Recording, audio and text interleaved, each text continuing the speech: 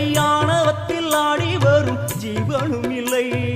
சொந்த பந்தம் யாரும் இல்லை, சூழும் ஜனம் நல்லதில்லை. உன்னை என்று இவ்வுலகில் வல்லதொரு தெய்வம் இல்லை. தடுமாறி திருக்கோயில் வந்தேன் அம்மா, அம்மா ஜெகதீஸ்வரி, உந்தன் குழந்தை என்னை ஆதரி. அம்மா ஜெகதீஸ்வரி, உந்தன் குழந்தை என்னை ஆதரி. நீ வந்து தாயாக என்னை தாங்கணும், உன் மடி மீது தலை வைத்து நான் ஏங்கணும். சலனங்கள் இல்லாமல் மனம் தூங்கணும், மனம் தூங்கணும், மனம் தூங்கணும்.